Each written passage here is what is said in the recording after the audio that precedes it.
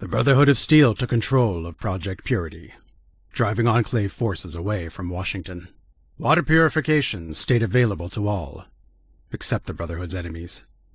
Eventually, a new elder returned the Brotherhood to their historic principles, reintegrating the remaining outcasts into their ranks, and expanding their military might across North America. The Enclave took control of Project Purity, pushing the Brotherhood of Steel from the capital wasteland. Enclave officials continued to use the Purifier as a bargaining chip for both its new citizens and outsiders. Pre-war America returned, to the distrust of many. Colonel Autumn authorized the use of Enclave soldiers spread throughout towns and trade routes to maintain law and order. Eventually, the so-called utopia of old reached new heights, and the Enclave was unstoppable.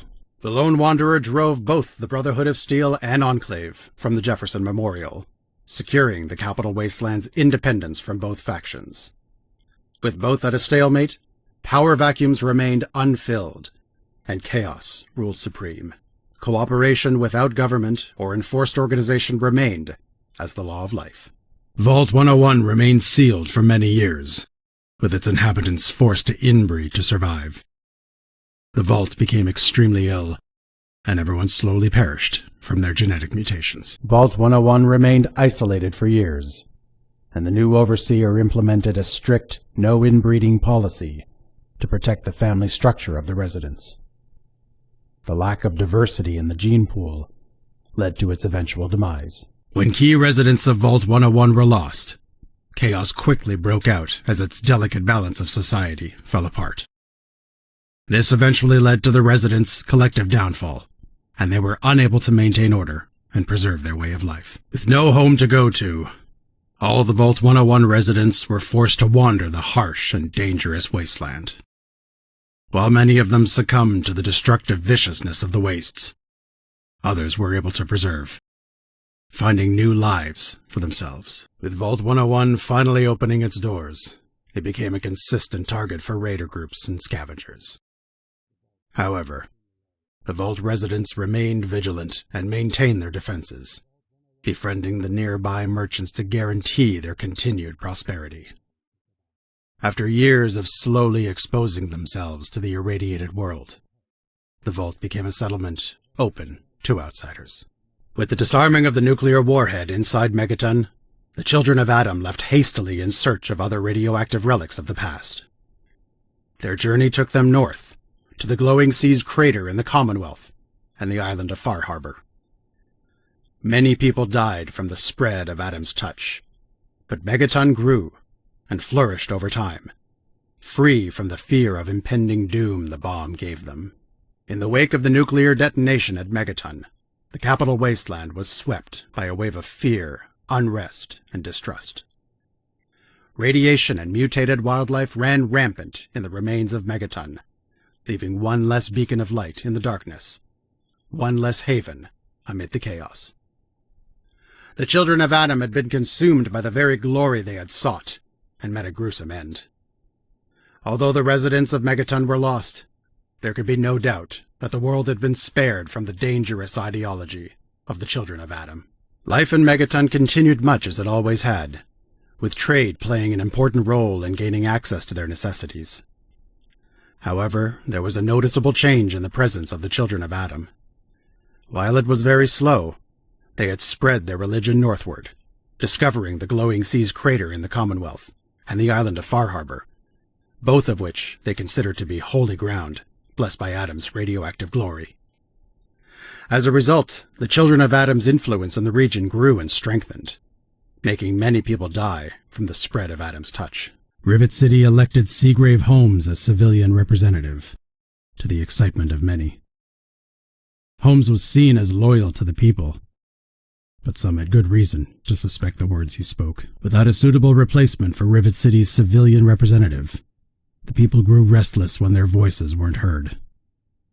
Residents began to leave, making repairmen scarce, and years later, Rivet City became uninhabitable. Rivet City maintained Bannon as civilian representative, despite falsehoods spread for his own benefit. Rivet City continued to prove livable under Bannon's policies. After the destruction of Roy Phillips' group, ghouls across the wasteland grew restless while Tenpenny's residents continued to live in luxury. Food and water continued to be largely controlled through the influence of Tenpenny Tower's residents. Talon Company was hired to kill off the ghouls at Warrington Station, despite the controversy it spurred throughout many towns. Food and water continued to be largely controlled through the influence of Tenpenny Tower's residents. The massacre of Tenpenny Towers allowed the ghouls to expand their territory. Many felt Tenpenny's residents deserved their fate, exploiting those less fortunate for their own gain. With the influence of wealth gone, other towns lost out on crucial business opportunities and food distribution.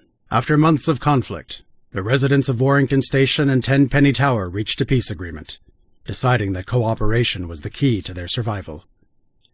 To keep harmony between both groups, Roy Phillips was exiled, never to return. When ghouls reached the tower, they ensured that it remained up to Mr. Tenpenny's high standards.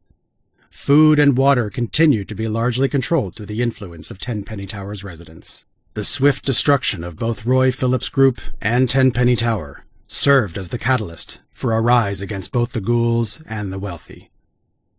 Many used it as the inspiration for their actions, and their targets would only suffer further. After months of conflict, the residents of Warrington Station and Tenpenny Tower reached a peace agreement, deciding that cooperation was the key to their survival.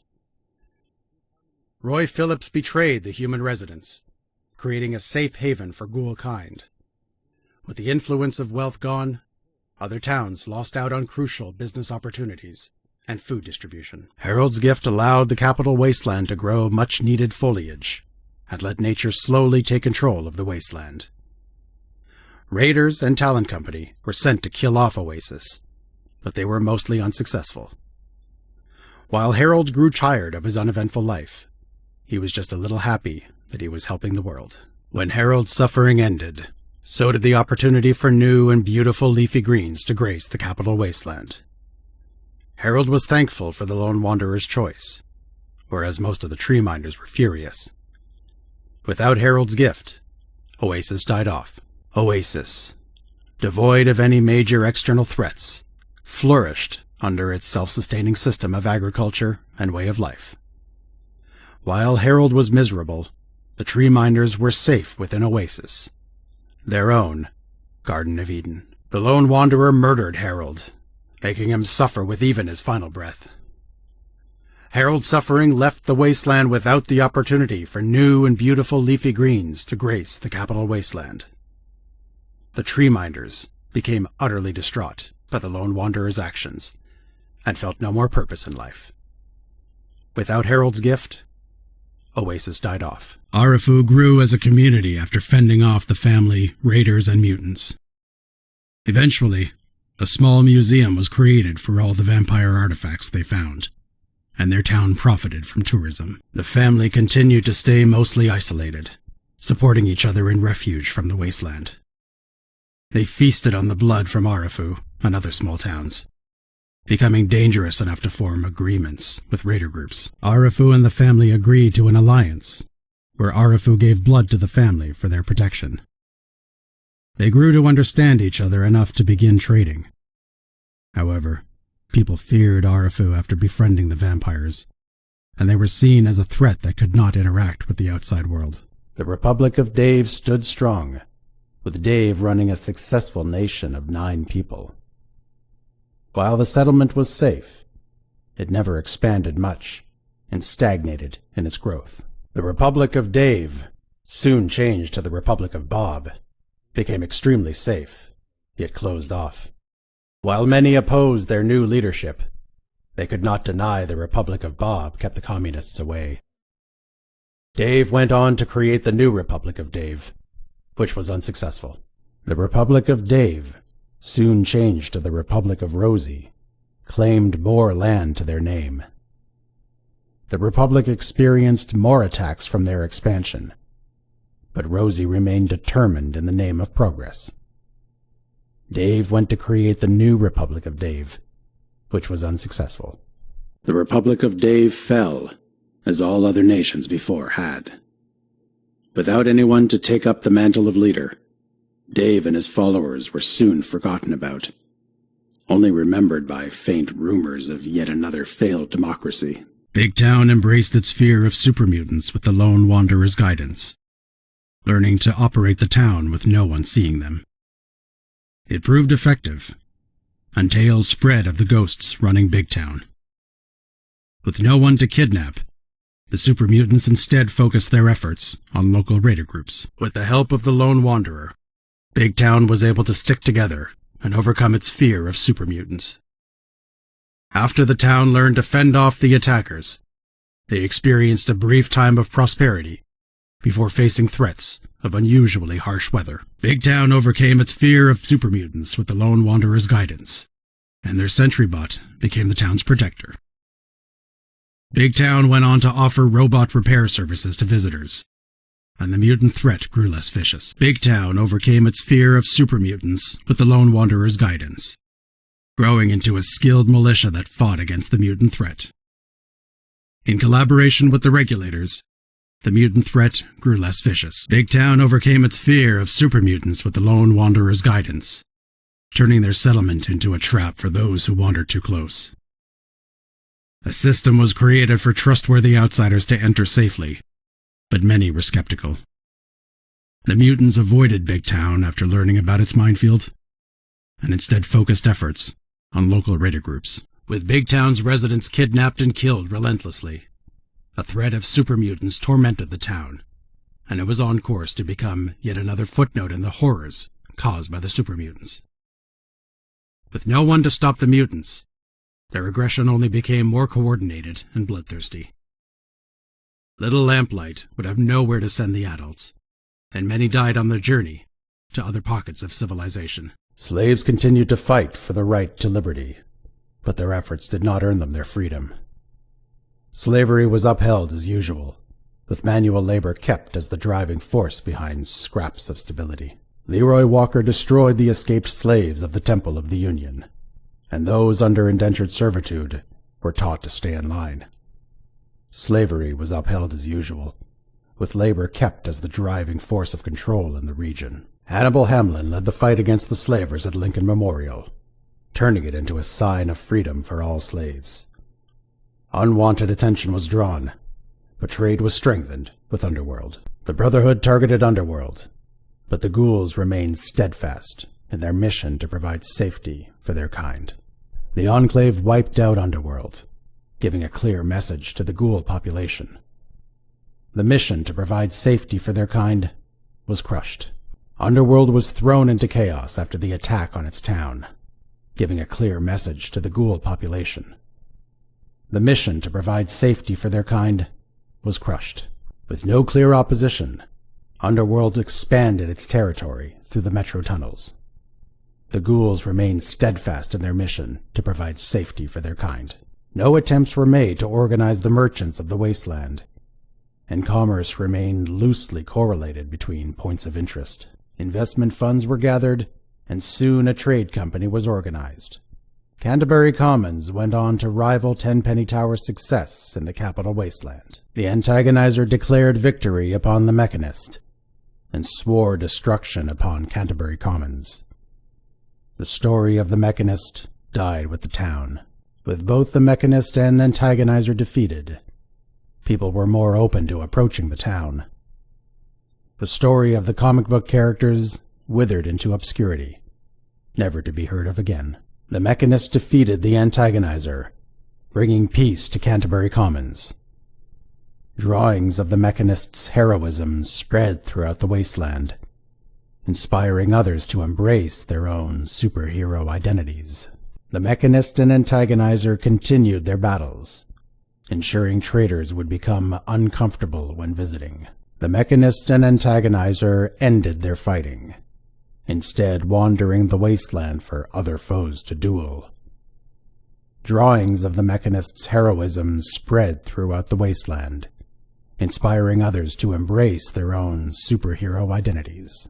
Margaret took control of Three Dogs radio station after he passed away, using pre-recorded messages on repeat. The good fight did not survive Three Dogs' death, even if its legacy would be remembered for generations. Three Dog continued to fight the good fight in the ruins of the GNR. His message was heard from the entire wasteland, reaching far enough to find his successor, the Ghoul of Cool. Three Dog continued to fight the good fight in the ruins of the GNR. With the radio's satellite destroyed, his words could only travel so far. For those who could hear Three Dog, the good fight remained an admirable mission. After decades of waiting, Agatha finally obtained her Stradivarius violin.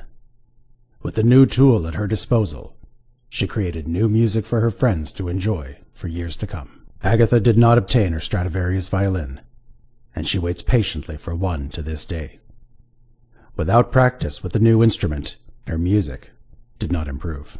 Agatha never got used to the feel of a Stradivarius violin, and she died after decades of waiting.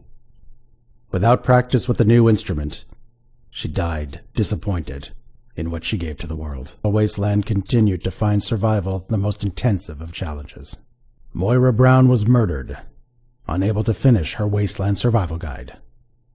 The capital wasteland continued to find survival the most intensive of challenges. Moira Brown created the Wasteland Survival Guide, which proved so successful that copies were found on the West Coast years later. For many, survival became trivial when a copy was held.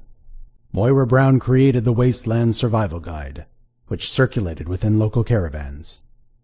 The capital wasteland found survival difficult, but easier than before. Dr. Zimmer continued to look for his escaped android, never giving up on finding his supposed property.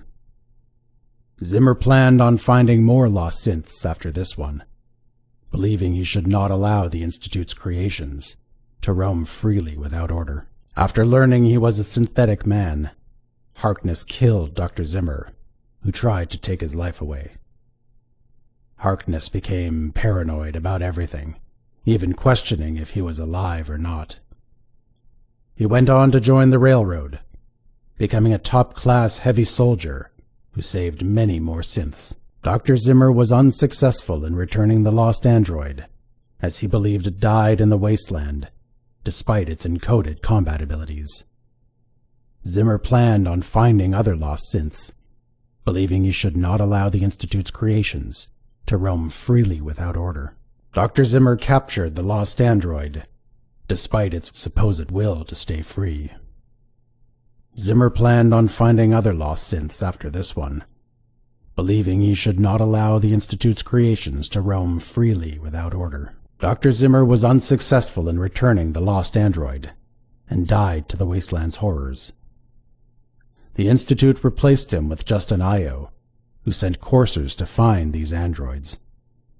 Many more synths were captured and returned to the Institute, as a result of Io's non-reliance for hands-on captures.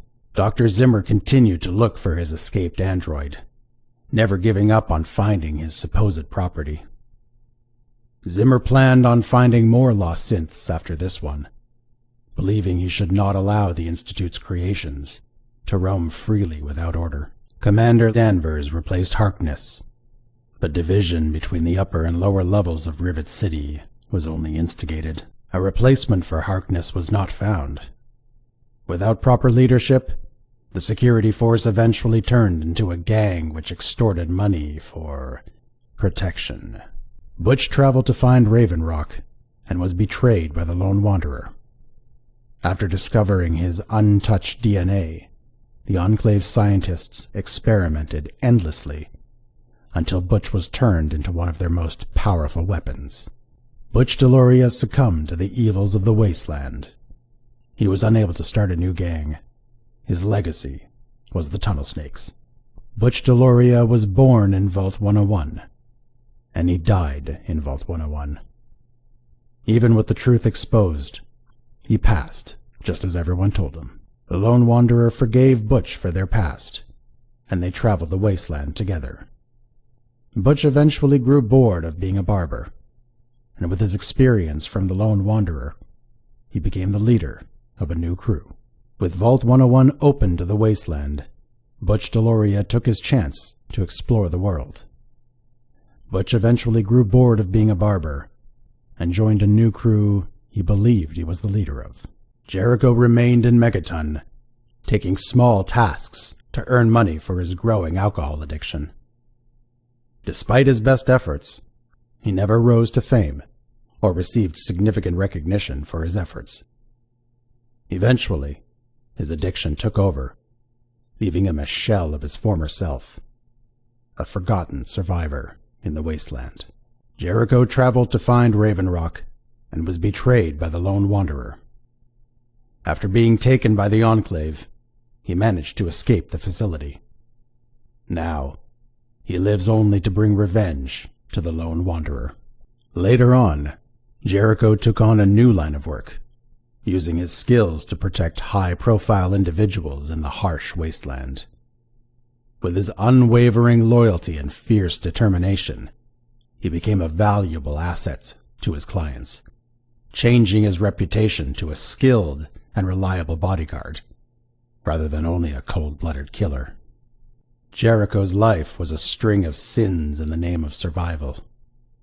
In the end, his misdeeds finally caught up with him, and he was stripped of even the most basic thing he possessed, his life.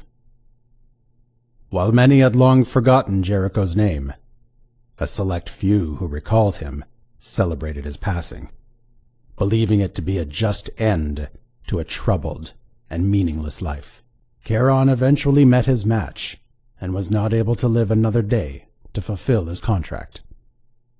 While Charon was free from his shackles for once, he never died quite fulfilled with himself. Azrakal continued to own Charon, forcing him to stay in Underworld without any chance of freedom. Charon became the bodyguard of the Lone Wanderer, going on many adventures together. Charon seemed to have found excitement in life, even if he didn't show it. Clover was finally released from her torment, and after her companion's slaughter of Paradise Falls, she was inspired to do the same. Clover joined one of the anti-slavery groups, serving as their main defender. With everything stripped away from her, Clover never managed to become anything more than a brainwashed servant for her masters. No one was able to save her from her predicament, and she was forced to continue living in misery and servitude. Clover traveled to find Raven Rock, and was betrayed by the Lone Wanderer. Harsh genetic mutations were inflicted upon her, and her death was quickly cast aside. Her remains are nowhere to be found, but rumors speculate she was cremated within the Enclave's chambers. RL3 wasn't sold by Tinker Joe due to the Mr. Gutsy's picky taste in leadership, and was planned to be scrapped for parts. Tinker Joe would miss him, regretting how he had not done more for RL3. RL3 continued to go on adventures, until he died in battle, serving his nation. RL3 died satisfied, knowing he had done everything he could to protect his country. RL3 joined the Lone Wanderer's expeditions, ensuring he followed a strict yet impartial moral compass everywhere he went. While on their travels, he made detailed plans to kill the rest of the communist threat. Fox stayed isolated inside Vault 87, where the super mutants kept him while trying hopelessly to figure out why he was intelligent. After Fox lost all hope of escaping, he allowed himself to perish inside the prison. Fox escaped the clutches of Vault 87 and was free to help those in the wasteland who needed aid. Brotherhood patrols would attack him occasionally, but he lived satisfied with his life. Fox escaped the clutches of Vault 87 and traveled with the Lone Wanderer. They fought for the greater good of the capital wasteland, and Fox found his true purpose in life, his new destiny for himself. Fox eventually passed away and left the horrible world he lived in. While not many remember his name, he was one of the few good souls of the wasteland.